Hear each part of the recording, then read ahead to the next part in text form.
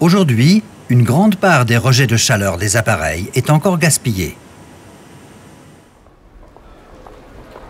Wolf Glatz et ses partenaires veulent exploiter cette situation.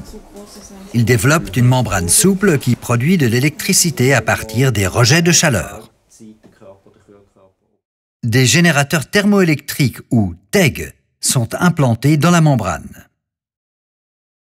Le principe du générateur thermoélectrique n'est pas nouveau.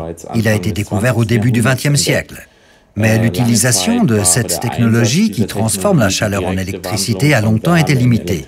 Quand il s'agit de remplacer une batterie, il suffit de disposer d'une source de chaleur pour pouvoir utiliser des TEG. GreenTEG est une spin-off de l'EPFZ. Wolf Glatz y développe les premiers prototypes.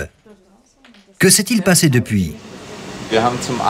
Nous avons des exigences extrêmes en termes d'exactitude et de performance dans les applications de niche. Mais la question des coûts domine dans les applications de masse. Le plus important, c'est que je puisse produire à bas coût.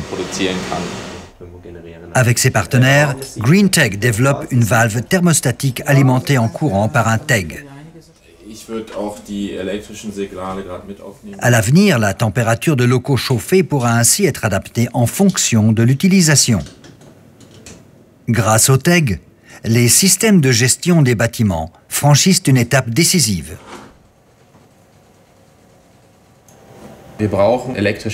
Nous avons besoin d'électricité et nous la produisons ici en utilisant la différence de température entre l'entrée de chauffage à 40 à 45 degrés Celsius et l'air ambiant à 25 degrés Celsius environ.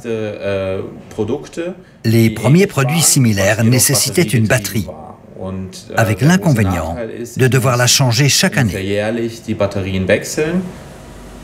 Jusqu'ici, GreenTEG produisait les générateurs dans son propre labo. La technique évolue ici constamment.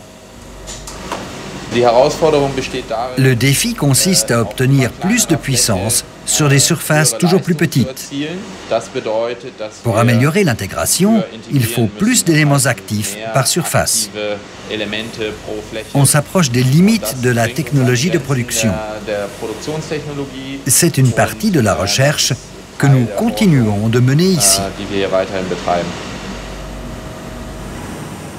Ce qui est ici presque prêt à être commercialisé à petite échelle pourrait devenir une technologie majeure pour améliorer l'efficacité énergétique des applications courantes et les processus des parcs de machines industrielles.